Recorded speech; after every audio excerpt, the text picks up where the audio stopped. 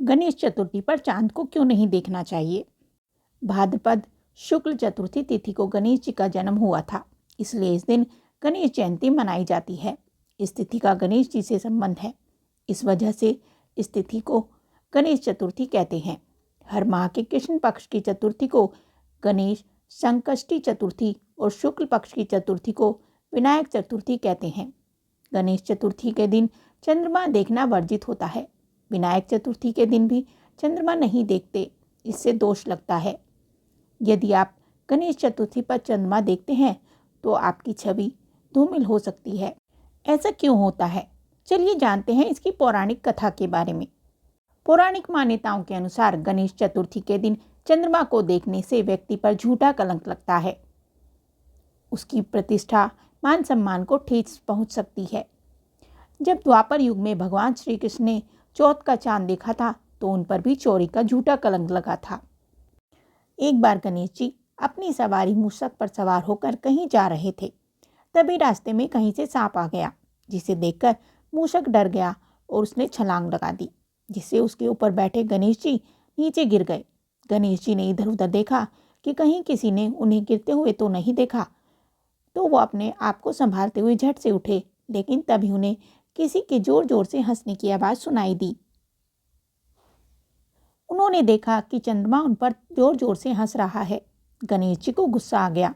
उन्होंने कहा कि हे दुष्ट, तू किसी के गिरने पर हंसता है ना? तुझे अपने रूप पर बड़ा अभिमान है। तो जा, मैं तुझे श्राप देता हूँ, तेरा हर दिन क्षय होगा। इसके बाद चंद्रमा को अपनी गलती का एहसास हुआ। वो धीरे धीरे घटने लगा। उसकी हालत देखकर देवता भी परेशान हो गए। वो सभी गणेश जी के पास पहुंचे कि अगर चंद्रमा का क्षय हो गया तो ब्रह्मांड में बड़ी परेशानी हो जाएगी। चंद्रमा ने भी प्रभु से क्षमा मांगी, जिस पर गणेश जी भगवान ने कहा कि अब तो वो अपने श्राप को वापस नहीं ले सकते, लेकिन हाँ, अब ये एक दिन अपने पूरे आकार में आ जाएगा और वो दिन पूर्णिमा कहलाएगा।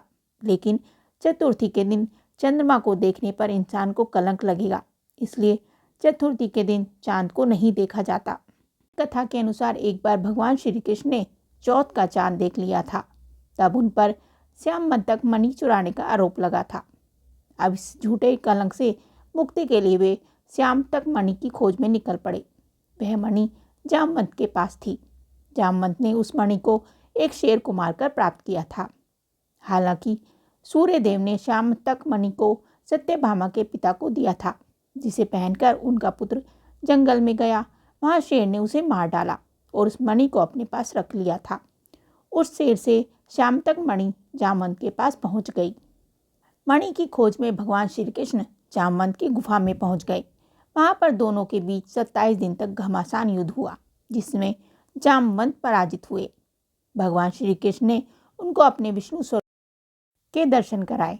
जामवंत ने भगवान श्री कृष्ण के साथ अपनी बेटी जामवंती का विवाह कराया। फिर श्यामतक मणि और बेटी के साथ भगवान श्री कृष्ण को विदा किया। इस तरह से भगवान श्री कृष्ण पर लगा श्यामतक मणि के चोरी का आरोप झूठा साबित हुआ। यदि आप गणेश चतुर्थी पर गलती से चंद्रमा देख लेते हैं तो उसके दोष से बचने के लिए कुछ उपाय किए जाते हैं। दोष से मुक्ति के लिए सबसे पहले गणेश जी की पूजा करें। उसके बाद पूजा में उपयोग किए गए फल, फूल, मिठाई चंद्रमा को दिखाकर किसी जरूरतमंद को दान कर दें। ये कथा और जानकारी आपको कैसी लगी हमें कमेंट करके ज़रूर बताएं। साथ ही वीडियो को लाइक करें, चैनल को सब्सक्राइब करें। धन्यवाद।